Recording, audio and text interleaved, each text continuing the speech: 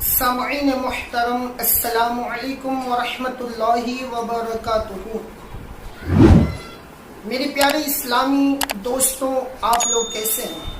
امید ہے خیریت سے ہوں گے، اور دعا بھی ہے کہ اللہ تبارک و تعالی ہمیشہ آپ کو صحیح سلامت رکھے، سکھی رکھے اور کسی کا محتاج نہ بنائے۔ حضرات گرامی، آج جو واقعہ میں آپ کے سامنے پیش کرنے والا ہوں، یہ واقعہ سن کر، یہ حدیث مصطفیٰ صلی اللہ علیہ وسلم سن کر آپ کی زبان سے بے تحاشا سبحان اللہ نکلے گا انشاءاللہ، کیونکہ ہم اہل سنت والجماعت اللہ کے بعد اگر کسی کو حد سے زیادہ طاقتور سمجھتے ہیں تو وہ محمد الرسول اللہ صلی اللہ علیہ وسلم کو سمجھتے ہیں، یعنی ہمارے محبوب، ہمارے آقا، ہمارے سرور، دونوں جہان کے مالک و مختار، جانے جہاں و جانے بہار، بنیاد کائنات کا معیار، نیر اعظم، رسول اعظم، نبی اعظم صلی اللہ علیہ وسلم کو سمجھتے ہیں۔ اور ہمارے عقیدے اعلی حضرت حامی سنت، ماہی بدعت، مجدد دین و ملت، آیات من آیات اللہ، معجزت من معجزات رسول اللہ، اچھے رضا پیارے رضا، ہم سب کے رضا، امام احمد رضا کے عقیدوں کی طرح ہمارے لیے اس زمانے میں ہمارے ایمان کی حفاظت اگر کسی نے کی ہے تو وہ بریلی کے تاجدار نے کی ہے، وہ مجدد اعظم اعلی حضرت رضی اللہ تعالی عنہ نے کی ہے۔ دعا ہے کہ یا اللہ میرے امام کی قبر پر اپنی رحمتیں، برکتیں، شفقتیں، عظمتیں، رفعتیں اور بے حد بے تحاشا بے پناہ رحمتیں نازل فرما۔ زیادہ تمہیدی کلمات ہو جاتے ہیں اور ویڈیو لمبا ہو جاتا ہے، اس لیے حضرات گرامی سیدھے حدیث مصطفیٰ صلی اللہ علیہ وسلم میں آپ کو سنانا چاہتا ہوں۔ یہ حدیث صحیح حدیث ہے، تمام لوگ اس حدیث کو مانتے ہیں، تمام فرقے والے اس حدیث کو مانتے ہیں، لیکن اس حدیث کی نہیں مانتے۔ اس حدیث کو ماننے کا دعویٰ تو سب کرتے ہیں، ان لوگوں کے باپ میں بھی طاقت نہیں ہے کہ کسی حدیث کا جو صحیح ہو اس کا انکار کر دے۔ حدیث کو مانتے ہیں، حدیث کی نہیں مانتے۔ وہ حدیث میں آپ کو سناتا ہوں۔ ایک مرتبہ میرے آقا صلی اللہ علیہ وسلم صحابہ کرام رضوان اللہ تعالی علیہم اجمعین کی مجلس میں بیٹھے ہوئے تھے۔ کتنا انوکھا ماحول ہوگا وہ۔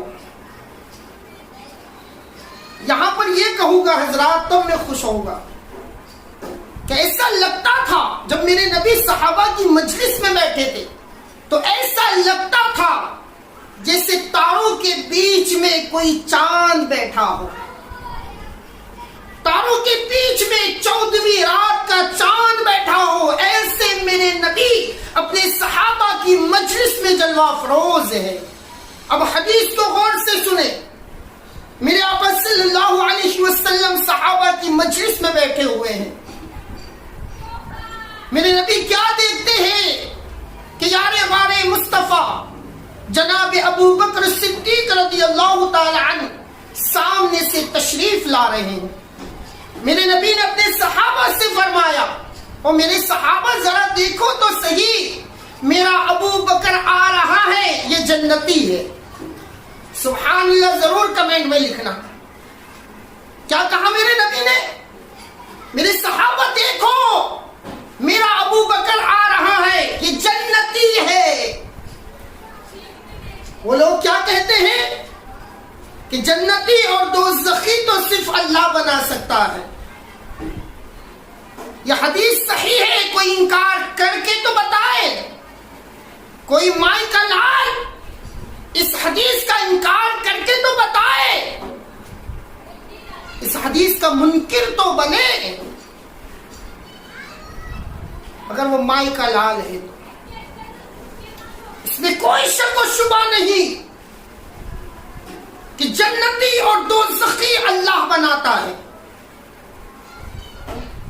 وہ چاہے تو جنت عطا کرے, وہ چاہے تو دوزخ دے دے, اسے کوئی روکنے ٹوکنے والا نہیں ہے, اسے کوئی مشورہ دینے والا نہیں ہے. لیکن قسم خدا کی, میرے رب کے پاس جو بھی طاقت ہے وہ اس کی ذاتی ہے, اور میرے نبی کے پاس جو طاقت ہے وہ اللہ تبارک و تعالیٰ کی عطا ہے.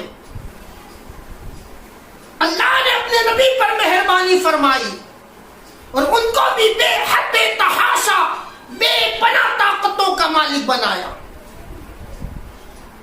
یہاں حدیث کو سن لیں, صاف صاف الفاظ ہے. کیا کہا میرے نبی نے؟ او میرے صحابہ, دیکھو میرا ابو بکر آ گیا, یہ جنتی ہے. اب میں آپ کو یہاں پر رک کر ایک اور بات کہنا چاہوں گا. ابھی تو پرائم منسٹر اور چیف منسٹر ہوتے ہیں, وہ کسی کو شہر وہر نہیں دے سکتے. لوک تنتر ہے ہمارا ہندوستان. لیکن پہلے آپ کو معلوم ہوگا بادشاہ ہوا کرتے تھے, جیسے مغل بادشاہ, گوری بادشاہ, سید بادشاہ. یہ ہوا کرتے تھے جب اکھنڈ بھارت تھا, جب ہندوستان اکھنڈ تھا اور یہاں پر بادشاہوں کی حکومت تھی. آپ کو معلوم ہے کہ بادشاہ اگر کسی کو کوئی شہر دینا چاہے تو وہ دے سکتا تھا, اسے کوئی روکنے ٹوکنے والا نہیں تھا. کیوں؟ کیونکہ وہ اس ملک کا بادشاہ ہے, ساری زمین کا وہ مالک ہے. اگر وہ ہندوستان کا بادشاہ ہے تو ہندوستان کی ساری زمینوں کا وہ مالک ہے.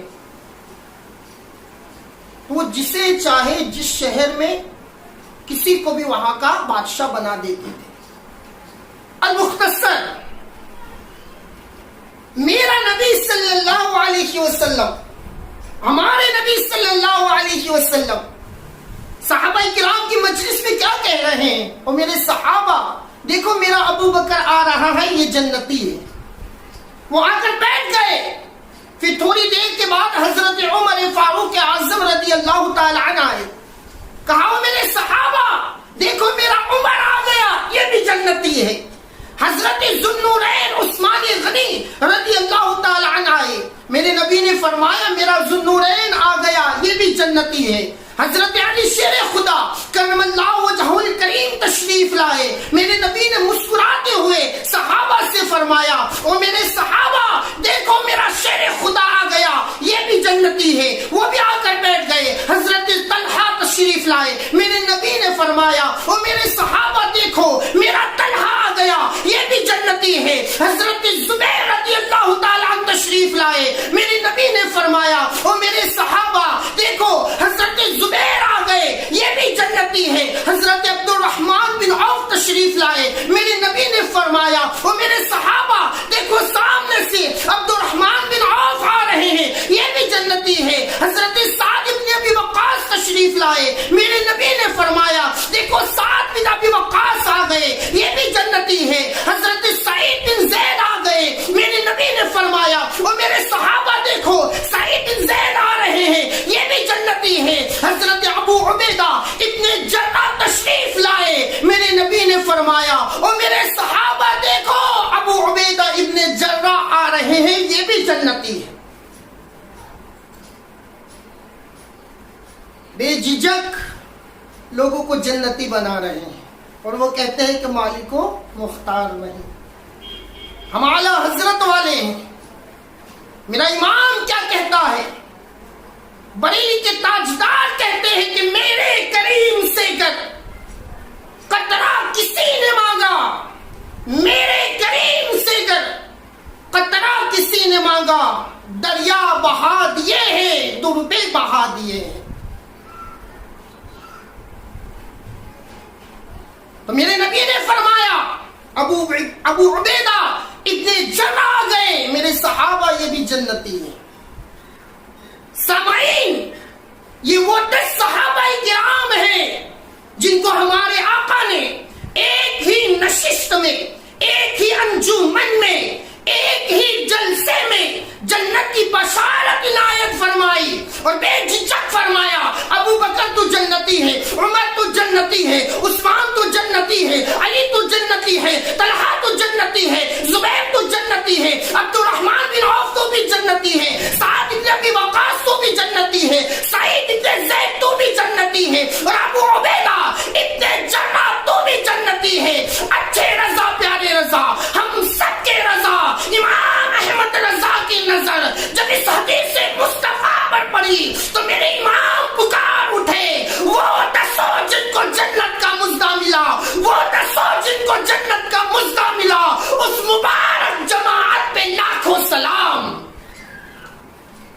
مبارک جماعت پہ لاکھوں سلام۔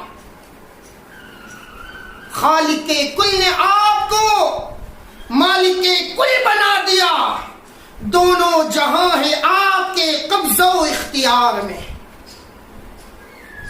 بتائیے سامعین، ہمارے عقیدے کتنے محفوظ ہیں، ہمارے عقیدے کتنے انوکھے ہیں۔ میرے رب نے اپنے محبوب صلی اللہ علیہ وسلم کو بے حد بے تحاشا بے پناہ اختیارات تصرفات سے نوازا ہے، اس میں کوئی شک و شبہ نہیں۔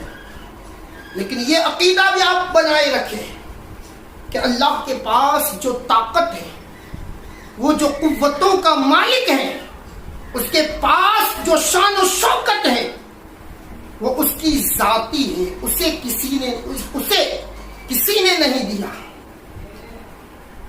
کسی نے اس پر مہربانی نہیں کی۔ وہ اپنی ذات سے مالک و مختار ہے، وہ اپنی ذات سے شان و شوکت کا مالک ہے۔ لیکن میرے نبی کے پاس جو دولت ہے، جو شان و شوکت ہے، جو اختیارات ہے، عظیم الشان کمالات ہے، وہ اللہ کی عطا سے ہے۔ یہ ہمیں عقیدہ رکھنا ہے۔ تو حضرات، میرا نبی جب چاہے، جسے چاہے، جیسے چاہے، جس انداز میں چاہے جنتی بنا سکتا ہے۔ آپ کو یہ حدیث مصطفیٰ صلی اللہ علیہ وسلم کیسے لگی ضرور بتائیں، کمنٹ میں لکھیں۔ آپ کا سبحان اللہ اور الحمدللہ لکھنے سے میری حوصلہ افزائی ہوگی، اور میں اسی طرح کی حدیثیں اور اسی طرح کے واقعات انشاءاللہ آپ کے سامنے پیش کرتا رہوں گا۔ اللہ رب العزت کی بارگاہ معلیٰ میں دعا ہے، اللہ ہمارے عقیدوں کو محفوظ فرمائے، اللہ ہمارے عقیدوں کی حفاظت فرمائے، اور اللہ مرتے دم تک ہمیں اہل سنت والجماعت پر قائم و دائم فرمائے۔ السلام علیکم ورحمۃ اللہ وبرکاتہ۔